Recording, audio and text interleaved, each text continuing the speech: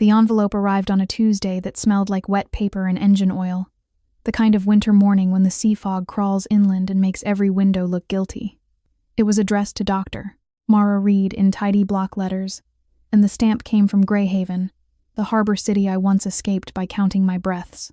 Inside was a single photograph of a rusted fish market awning flapping in a storm, and behind it, folded twice, a note that said, "Come see what the tide finally returned." I stared at the words until my coffee cooled, because the past has a way of turning simple ink into a hook in the ribs. Greyhaven was not my birthplace so much as my first accusation. They found me at the Old Wharf night market, tucked into a cracked ice cooler behind a stall that sold squid skewers and counterfeit batteries. The lid had been wedged with a piece of driftwood, as if the person who left me wanted the sea air to keep me alive, but not enough to risk being seen. Detective Ochoa, on late patrol and already tired of his own life, heard the thin crying between the gulls and the clatter of crates. He lifted the lid and later swore the smell of brine and cheap plastic followed him for weeks. On my wrist was a strip of hospital tape with no name, and pinned to my blanket was a waterproof pouch holding a torn receipt with 6 shaky words. "Can't keep her. Please let her eat." Ochoa carried me to Harbor Home, the orphanage that sat behind the canning factory like an afterthought, its paint always peeling because the wind never stopped. Sister Ellen ran the place with a ledger, a kettle, and hands roughened by decades of scrubbing. She wrote my intake number as 13, then paused, as if tempted to lie to the universe, and finally inked it anyway. 13 is only a number, she told the nurse, who helped weigh me, and numbers can be rearranged. Everyone called me 13 for years, because names were promises, and the home had learned not to gamble. I was small enough that my head looked too heavy for my neck, and the first winter I lived more in Ellen's office than in the dormitory. She kept me near the radiator, spooned rice water into my mouth, and warmed my feet with her own palms until her fingers ached. When I tried to stand, my legs folded like damp cardboard, and I learned early that falling is not dramatic when no one is watching. At night, the factory siren would howl. The dorm would smell of wet socks and boiled cabbage, and I would listen to the wind batter the tin roof as if it wanted an answer. At 4, I was adopted by the Jensens, a couple who had lost a pregnancy and were too tired to keep mourning. They lived in a concrete walk-up near the tram line, where the walls sweated in summer and turned to ice in winter. Mr. Jensen fixed appliances for cash and pride. Mrs. Jensen sold dumplings at dawn and slept in the afternoon with her arm across her eyes. They were not cruel in the bright, cinematic way people expect from hardship, but their kindness arrived stiffly, like a coat borrowed from a stranger. Mr. Jensen would slide an extra dumpling onto my plate and say, "Eat it now so it won't go stale." And the words sounded practical, yet my stomach heard love hiding inside. By 5, I could scrub rice pots that were bigger than my torso by standing on a wobbling stool and leaning my weight into the sponge. In winter, the water bit my hands until tiny fissures opened across my knuckles, and I wrapped them in tape like I had seen the nurse do for the factory workers. I did not cry, partly because I did not know who would be impressed, and partly because crying felt like borrowing a luxury. When a neighbor's child showed me how to draw a sun, I copied it so many times that my paper tore, and I still remember the shock of realizing you could make warmth appear with a pencil. When the Jensen's son was born, the apartment filled with milk, smell, and panic. The baby wheezed in his sleep, his lungs too narrow for the city's damp air, and the doctor wrote prescriptions that looked like ransom notes. One night his fever spiked, and Mr. Jensen ran barefoot down the stairwell with the child bundled against his chest. Mrs. Jensen sat on the kitchen floor with her back against the cabinet and stared at the medication receipts until her mouth trembled. The next morning she said, without looking at me, "You're good at helping, but we're drowning." 2 days later, they drove me back to Harbor Home with a bag of clothes that still smelled of their detergent, and Mr. Jensen kept both hands on the wheel as if the car might veer into the ocean if he let go. Sister Ellen accepted me like a returned book, neither scolding nor celebrating. And that is the moment my rules hardened. Do the work. Hide the wanting. Expect nothing that can be taken away. In the dormitory, the older kids ran in packs, and the smaller ones learned to trade silence for safety. My lunch was stolen the first week, and when I reached for it, a boy shoved me into the concrete steps so hard my lips split. Blood tastes metallic and humiliating, and I remember thinking that the boy's laughter sounded like he had never been hungry enough to be afraid. I grabbed a stone from the yard and swung it at the wall beside his head, close enough that grit sprayed his cheek. He backed away, eyes wide, and a new nickname followed me, Mad 13. Ellen dabbed iodine on my mouth that evening and said, Strength isn't the sin, child. Forgetting yourself is. School started for me in a donated uniform that had been patched at the knees with mismatched fabric. My shoes were 2 sizes too big, so each step sounded like a slapped warning on the hallway tiles. On my first math test, I got full marks, then full marks again, and the teacher pinned my paper on the notice board as if it were a rare insect. I stood beneath it during recess and looked at my own name, scribbled in the corner still only 13, and felt a small, ridiculous thrill, the kind that makes you believe for a second that effort can rewrite origin. The Harbor Home allowed volunteers on Saturdays, mostly college kids chasing service hours and softer versions of themselves. A woman named Rena came with a canvas bag and a laugh that refused to be careful. She had studied music theory before switching to engineering, and she carried a battered cello case as if it contained a sleeping animal. The home had an old upright piano with several dead keys, but Rena said the cello would suit the way my hands rested, long-fingered and tense, like I was always bracing for impact. She showed me how to hold the bow, how to let the weight of the arm do the work, how to find a note without forcing it. The first time the instrument's voice filled the cramped activity room, it startled me the way sunrise startles someone who has lived long in basements.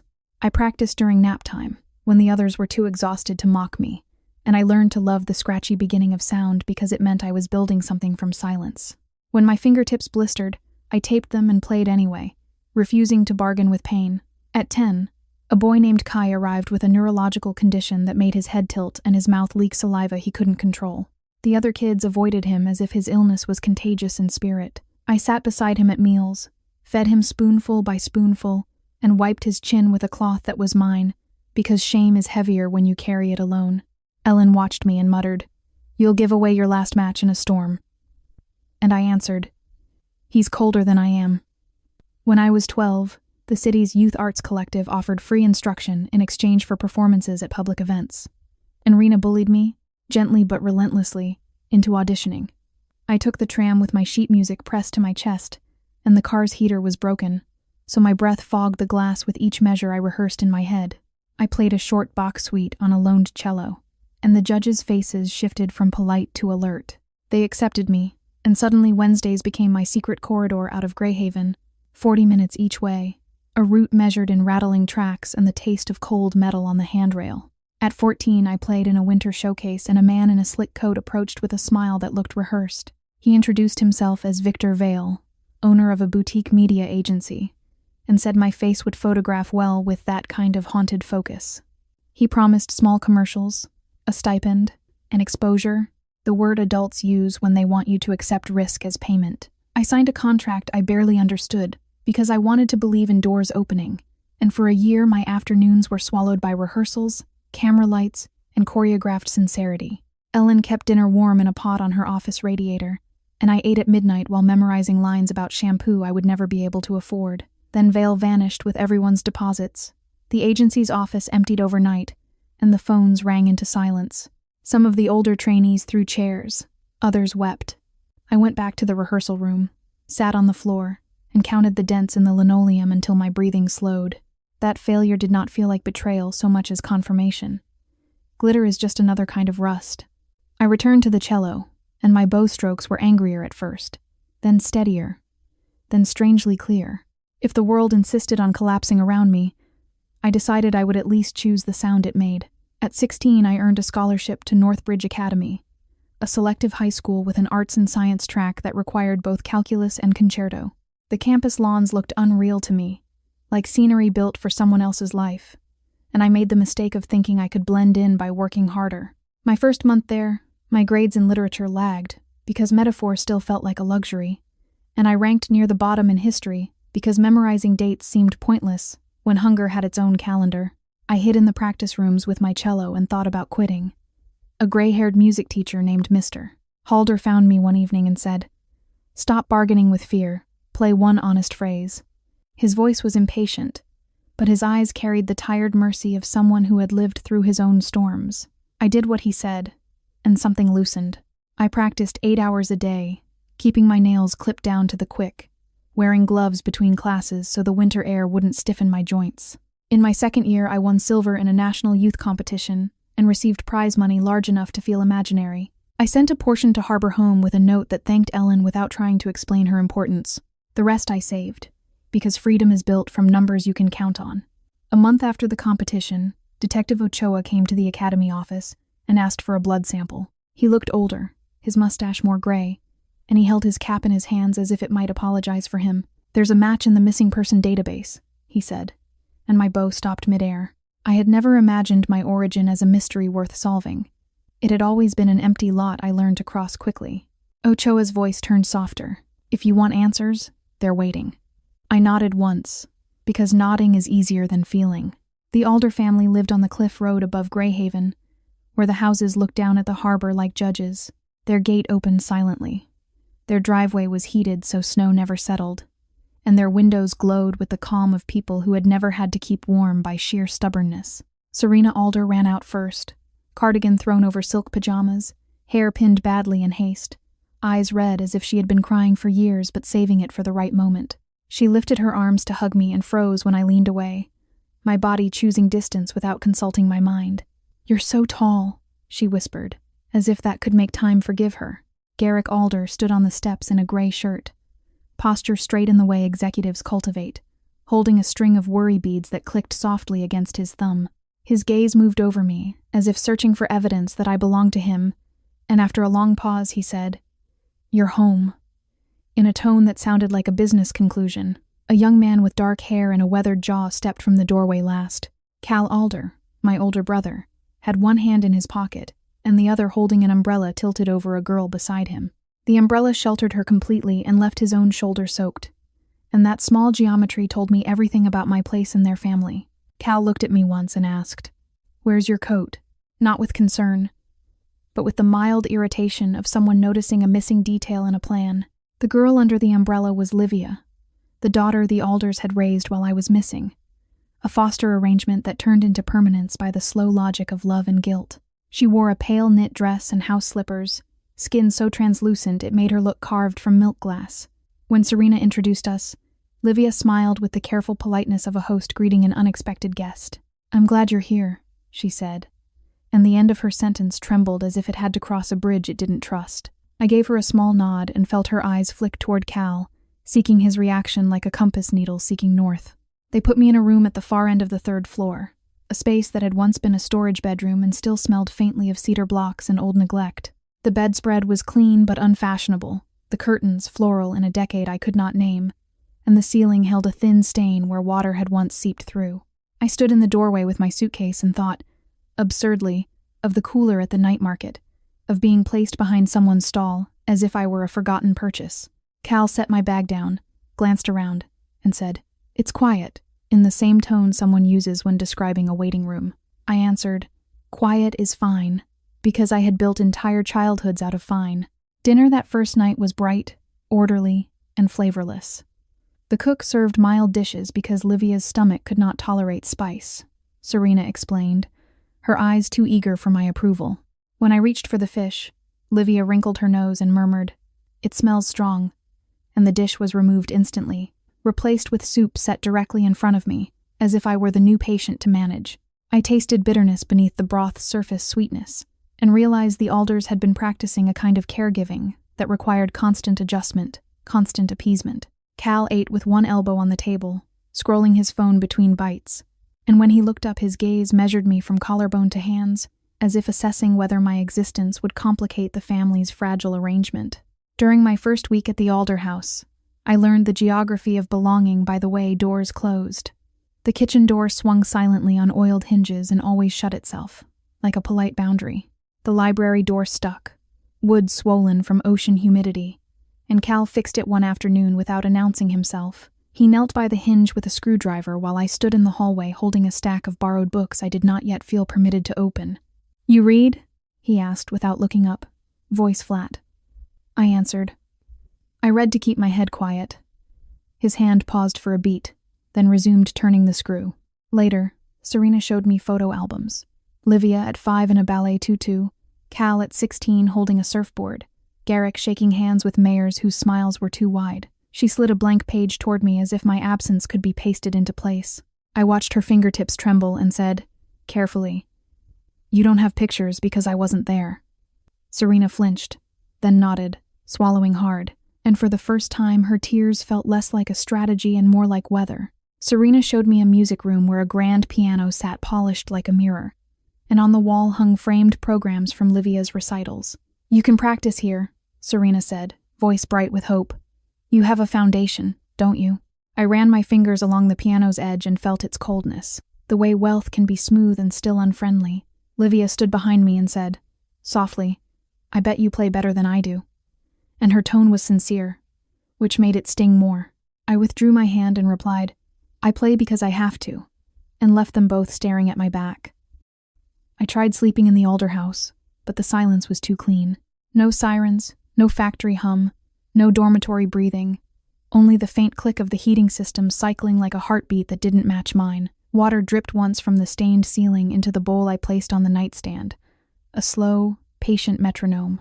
In my dream, I was back behind the squid stall, the wind flinging grit into my eyes, the cooler lid rattling, and someone walked away without turning their head. I woke before dawn and dressed in the dark, because being seen felt like a negotiation. On Monday, the family driver took Livia and me to Northbridge. She sat in the front seat and chatted brightly about campus clubs, while I sat behind the armrest like a separate compartment. In the hallway, she introduced me to teachers as my sister, and classmates gathered around her with drinks and gifts as if she were the son of a private system. During break, I heard whispers that slid like knives. The missing one, the returned one, the one from nowhere. Livia found me at my locker and offered warm milk in a paper cup, smiling as if kindness could erase the awkwardness. I thanked her and didn't drink it, then watched her face fall for a moment before she recovered. That small, practiced recovery frightened me more than open hostility. At school, the rumor mill fed itself. Teachers praised my exam scores. Classmates praised Livia's dresses, and somehow both became evidence in the same argument about who deserved what. When a girl in my calculus class asked, in a tone that pretended to be curiosity, whether orphanages were like in movies, I smiled and described the smell of bleach and boiled turnips, the way winter makes pipes scream, the way kids learn to guard their bread. She went quiet, cheeks red, and never asked again. June later offered to punch her, which was sweet and unnecessary. I told June the truth instead. I didn't want revenge. I wanted space. Space was the only luxury I could imagine buying for myself without guilt. I chose the boarding option at the academy, claiming it would save commute time. Serena objected with tears that did not quite land. Garrick signed the papers with a frown. Cal drove my suitcase to the dorm without speaking much. When he loaded the bag into the trunk, he asked, "What university are you aiming for?" I answered, "Far north," because distance was the only goal that felt safe. Cal's jaw tightened as if I had insulted the family's geography. Before he closed the trunk, he placed a pack of heat patches inside and said, almost grudgingly, "Winters get sharp up there," which was the closest thing to tenderness I had heard from him. Dorm life was noisy, imperfect, and therefore easier to endure. My roommate June was a scholarship kid from a mining town, loud enough to make the hall monitors sigh, and she adopted me the way people adopt stray animals, with snacks and stubborn loyalty. She taped a countdown calendar above our desk, 180 days to graduation, and every day I crossed off a box in red ink until the paper looked like it was bleeding. I woke at 6 to drill vocabulary and worked problem sets until my wrists cramped. When lights out came, I hid in the bathroom with a workbook, using the ceiling bulb as a stolen sun. I told myself that every solved equation was another rung on a ladder away from anyone's expectations. The Alders sent money each month, but I left it untouched, letting the balance grow like a silent argument. Serena occasionally appeared at the dorm entrance with a thermos and a scarf, trying to be casual and failing. Once she adjusted my collar in the cold and whispered, "Please let me be your mother." And I stood still, because stepping away would have looked like cruelty. I wanted to say that motherhood is not a title you can reclaim by signing forms, that it is made of nights spent warming feet and mornings spent pretending you're not scared. Instead, I said, "I'm studying," which sounded like a rejection even to me. Livia texted often, sending photos of her practice sheets and heart medication lined up beside her tea. She wrote about her fatigue, her fear of stairs, the way Cal hovered when she looked pale. I replied with short encouragements that felt like postage stamps on a package I refused to open. Once she sent a voice note of herself playing a Chopin nocturne, and the tempo wavered where her breath caught. I listened twice and typed, "You're improving," then deleted the rest of what I wanted to say. That I understood the terror of a body that betrays you, and that I didn't blame her for being loved in my absence. In the final mock exams, I ranked near the top in the province, and teachers started speaking about scholarships as if they were inevitable. Garrett called and suggested I choose economics, a field he could support, and I told him I was applying for acoustical physics because sound was the only language I had trusted without reservation. The line went quiet, then he said, "You're stubborn," in a voice that carried both admiration and annoyance. I replied, "Stubborn kept me alive," and the conversation ended like a door clicking shut. One summer before graduation, I worked 3 jobs despite the scholarship, tutoring freshmen in math, cataloging instruments at a shop, and cleaning the acoustics hall after concerts. The hall's stage floor carried scuff marks like memories, and while I mopped, I listened to the empty room breathe. One evening, after a visiting quartet rehearsed, the first violinist left a rosin cake on a chair. I carried it to the front desk, expecting annoyance, but the manager said, "Keep it, you earned it," and pressed it into my palm as if gifting a secret. I sent half my earnings to Harbor Home and bought myself a pair of gloves so warm they felt almost absurd, then wore them to the Alder dinner table where Garrick noticed and said, "Good," as if sensible warmth were a moral achievement. University acceptance arrived on a day when the sky looked scrubbed raw. The Northern Institute offered me full tuition and a lab placement in computational acoustics, a discipline that felt like a bridge between the cello's voice and the equations that governed it. June screamed and hugged me so hard my ribs protested. Serena cried over video call, pressing her palm to the screen as if she could reach through. Cal sent a single message, "Don't forget gloves." Livia wrote, "I'm proud of you," and then added, "I hope you'll come back sometimes." And I stared at that hope like it was a fragile glass on the edge of a table. The Northern Institute sat beside a river that froze into a slab of blue-gray stone each winter.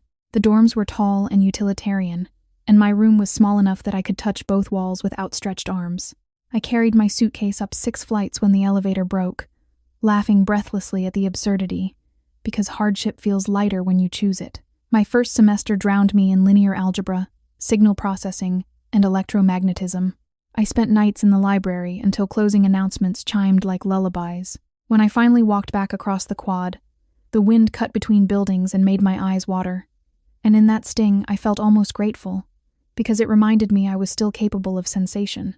I joined a lab that studied how materials shape resonance, how microscopic structures decide the timbre of a note. My advisor, Professor Matsu, was small and relentless, the kind of person who could dismantle an argument with a single raised eyebrow. She told me, "You don't need to be fearless, only persistent." And persistence was a muscle I had been forced to train long before I learned the word. In my second year, I earned a research stipend and mailed a portion to Harbor Home, addressed to Sister Ellen, because gratitude should be practiced like scales. Ellen wrote back with a crooked note. "The kids call you the cello ghost because you never stay long enough to be caught." Her humor warmed me more than any heater. In my second year at the Northern Institute, a lab accident taught me how thin control can be. A liquid nitrogen line failed during a late-night run, and frost bloomed across the floor in seconds, turning the tile into glass.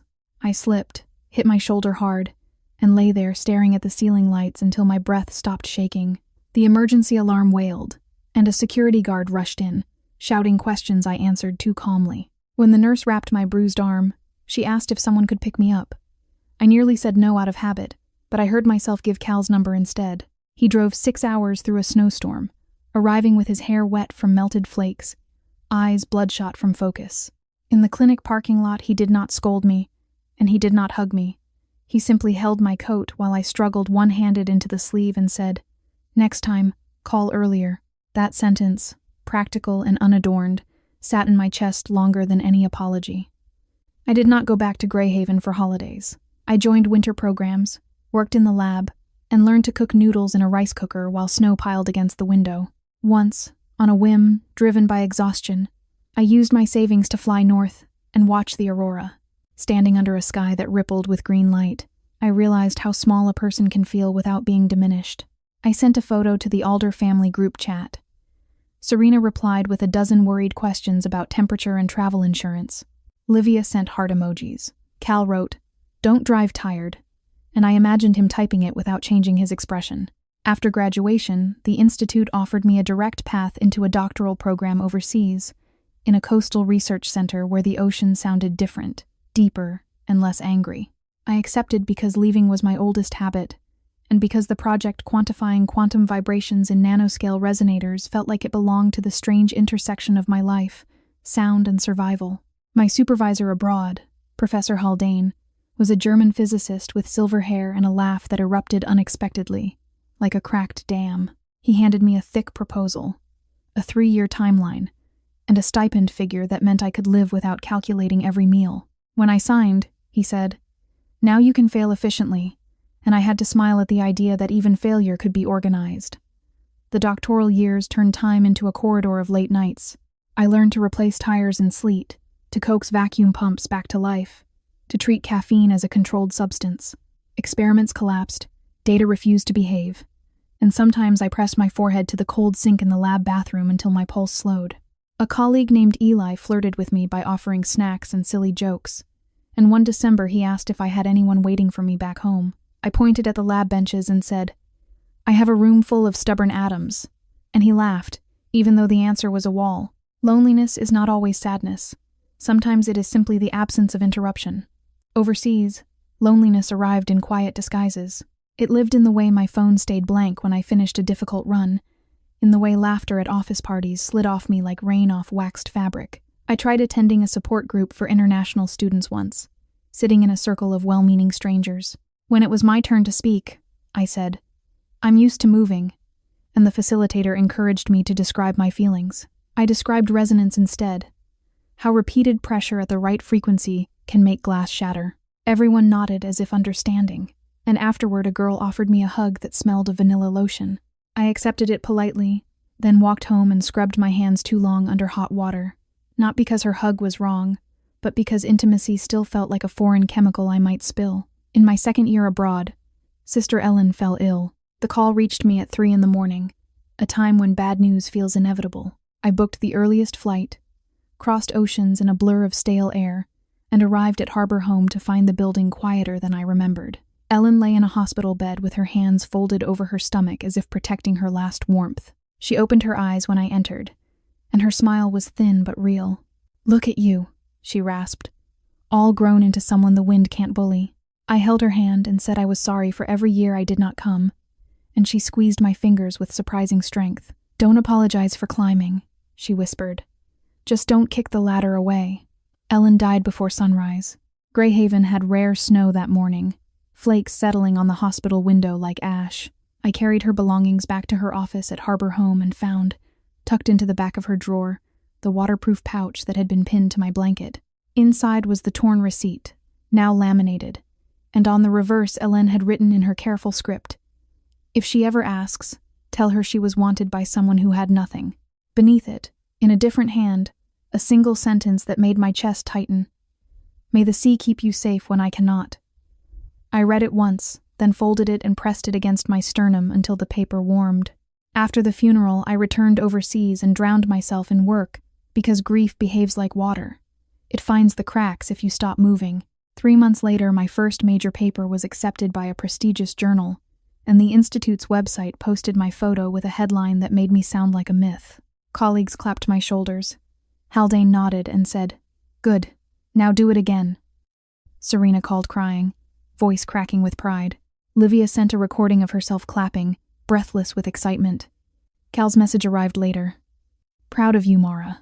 Don't let it hollow you out." The last sentence startled me more than the praise, because it sounded like he understood what achievement can cost. Not long after, Garrick Alder suffered a stroke. Cal called from a hospital corridor, his voice rough in a way I had never heard.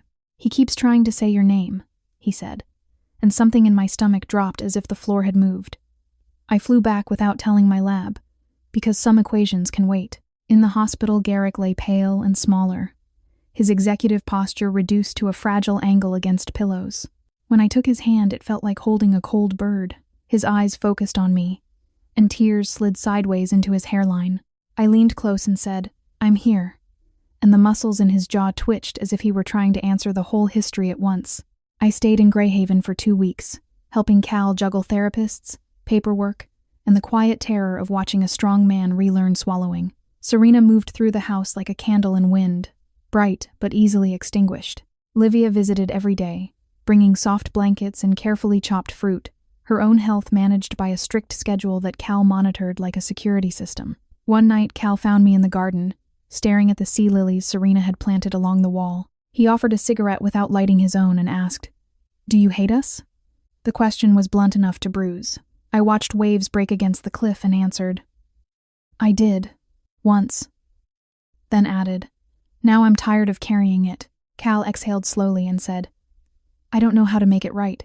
And I replied, "Try being honest more often than being perfect." After Garrick's stroke, Serena began leaving notes for me around the house. Small slips of paper tucked beside my tea or folded into my coat pocket. None of them begged, which surprised me. One said, "The sea lilies opened today." Another said, "I'm learning to make the soup you liked at Harbor Home, but I can't get the salt right." The last one I found, months later in a book I had borrowed from the library, read, "I don't know how to give you back 17 years, so I'm trying to give you one honest day at a time." I sat on the stair landing and let the words settle without fighting them, because fighting was exhausting and, for the first time, unnecessary. Garrick improved enough to return home with a walker. On the day he took 3 unassisted steps, Serena cried and laughed at the same time, and Livia clapped with hands that trembled from fatigue. Cal's eyes shone briefly before he blinked it away. Later, Garrick pointed at the sea lilies and struggled to form words, his speech slow and uneven.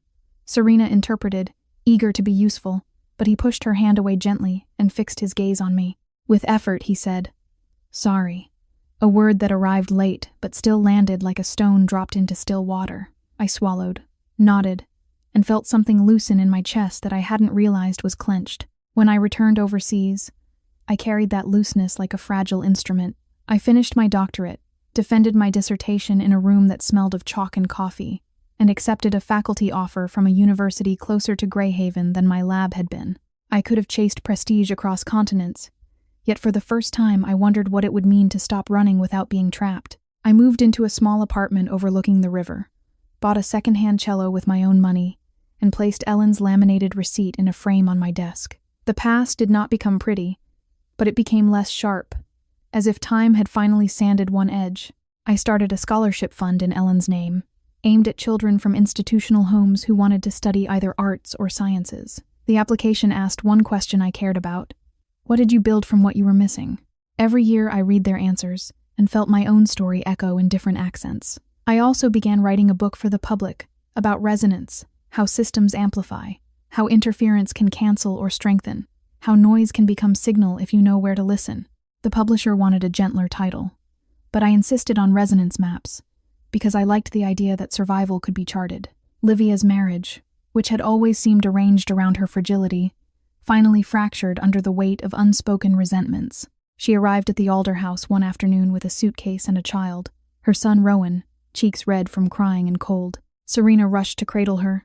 Cal took the suitcase without comment, and I found myself kneeling to Rowan's height, offering him a toy airplane keychain from my bag. He stared at me suspiciously, then accepted it, small fingers closing around the metal as if claiming proof that adults could give without taking. Later, Livia sat in my old third-floor room, tears soaking the sleeves of her sweater, and whispered, "I thought you'd hate me forever." I answered, "I hated the story. Not you." And she pressed her forehead to my shoulder as if surrendering. Rowan grew attached to me in the stubborn way. Children choose their safe adults. He insisted I tell him bedtime stories, and he corrected my pronunciation when I slipped into the dialect I used overseas. One evening he asked where my parents were, and I hesitated too long. Cal, standing in the hallway, said quietly, "She has many." And the simplicity of the sentence made my throat tighten. Garrick began calling me on days when his speech therapy had gone well, announcing his progress with pride that sounded childlike. Serena mailed me jars of homemade soup, labeled with dates and warnings. Livia sent recordings of herself practicing, the tempo steadier now that her life had room to breathe. When Rowan asked me why I didn't have baby photos, I told him a story about a lighthouse that lost its lamp during a storm and spent years guiding ships by the sound of its foghorn instead. He considered this, then asked if the lighthouse was lonely. I said it was, but it still did its job. Rowan nodded gravely and declared that he would draw the lighthouse a new lamp. He taped the drawing to my office door at the university, and students walked by it and smiled. I looked at it each morning before teaching, and each morning it made me a little less afraid of being seen. Cal moved his work back to Greyhaven after years away, claiming it was temporary, but he kept showing up at dinner, kept repairing the leaky gutters, kept replacing the broken gate sensor without asking permission. In conversation, he was still sparing, yet his actions started to form a language I could read. Once, when I returned from a conference exhausted, I found a small electric heater installed in my third-floor room, and a note that said, "Thought you'd prefer quiet warmth." I stared at the note for a long time, surprised by how much comfort can fit inside a practical sentence. I fell in love slowly, which felt like learning to walk again. Noah Park was a pediatric cardiologist who consulted for Livia's clinic, soft-spoken and precise, with a smile that created a small dimple like a punctuation mark. We met in the hospital cafeteria over bad coffee, while waiting for Garrick's checkup. He asked about my research, and instead of glazing over, he asked follow-up questions as if physics and feelings belonged in the same room. On our third meeting, he said, "You carry yourself like you're always ready to leave." And I replied, "Leaving used to be how I stayed alive." He nodded without trying to fix it, and that non-demanding presence felt like a door left unlocked. When I introduced Noah at the Alder dinner table, Cal watched him the way a guard dog watches a new visitor. Under the table, he nudged my ankle lightly, a wordless warning that made me roll my eyes. After dessert, Cal leaned closer and said, "Don't rush," as if I were 17 instead of nearly 30. I whispered back, "I'm not built for rushing." And Cal's mouth twitched as if amused despite himself. Garrick, still slow with speech, managed to say, "Good man." And Serena clasped her hands and prayed out loud for my happiness, which was embarrassing and, strangely, welcome. We married in early spring when the sea lilies bloomed, white petals bright against the cliff. Garrick insisted on walking me part of the way, leaning heavily on his cane, refusing to be wheeled. Serena held his arm, tears already falling, and Livia stood beside them with Rowan, who carried the rings in a small box he treated like treasure. Cal waited near the aisle, hands clasped behind his back, eyes fixed on the horizon until I reached him. He offered his arm with an awkward solemnity and murmured, "You're not alone today." And for once I believed him without needing proof. After the wedding, Noah and I moved into a modest house near the university, but we returned to the Alder home for dinner more often than not. Garrick's walker became a cane, then occasionally nothing at all for short distances, and he greeted me at the door with the same determined grin each time, as if every arrival was an exercise. I planted sea lilies in my own yard and learned to keep them alive through frost, discovering that nurturing something without fear of losing it is a new kind of strength. At the university, my students called me intimidating until they realized I laughed when experiments failed, because I had long ago learned that failure is only final when you stop returning. A year later, my son was born during a storm that rattled the window panes, and the hospital lights made everything look too bright and too real. Serena cried in the waiting room until her mascara surrendered. Garrick, sitting stiffly in a chair, kept rubbing the pocket watch he had carried since his own father's funeral. Cal paced like a restless shadow. When the nurse finally placed the baby on my chest, tiny and furious and alive, I felt a sudden, dizzying terror. The knowledge that love creates a vulnerability you cannot tape over. Noah squeezed my hand and whispered that I was doing well, and I wanted to tell him that I was not afraid of pain, only of failing someone who could not protect themselves. In the weeks after, I learned the exhausting math of feeding schedules and the softer science of soothing. Cal came by with groceries and said nothing about the baby's wailing, but he washed bottles as if scrubbing could prove loyalty. Livia held the baby and hummed the nocturne she used to struggle through, and Rowan, now older, sat nearby and pretended not to watch. Garrick placed the pocket watch in my palm one afternoon, its metal warm from his hand, and inside the lid was a new engraving, shaky but legible. "May you be safe, and may you stay." He looked at me with wet eyes and said, slowly, "Family," as if the word had finally learned how to fit his mouth. The scholarship fund grew. Some years I stood on stage at Harbor Home, where the paint still peeled and the wind still argued with the roof, and I handed acceptance letters to teenagers who reminded me of my own sharp edges. They hugged me awkwardly, and one whispered, "I didn't know anyone like us could become professors." I answered, "You can become anything that refuses to break," then caught myself and added, "And you can become gentle too." Ellen's portrait hung on the hallway wall, and for a moment I imagined her scoffing at my sentimentality while secretly approving. On quiet nights, after Noah fell asleep and the baby's breathing steadied, I took out my cello. I played softly, not as practice or performance, but as conversation with the parts of myself that still lived in cold rooms.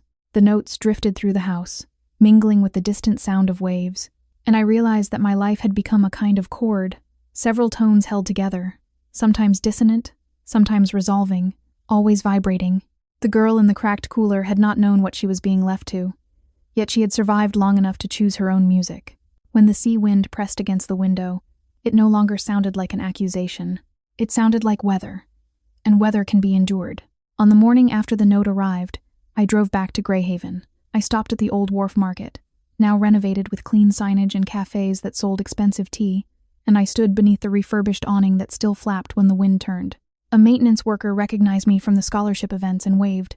I walked to the exact corner where the squid stall used to be and placed Ellen's laminated receipt on the concrete for a moment, letting it touch the ground that had once held me.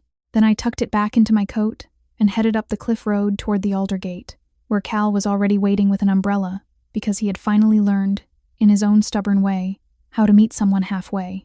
I did not rush, and I did not run, and the distance between past and present felt, at last, like a road I could travel without bleeding.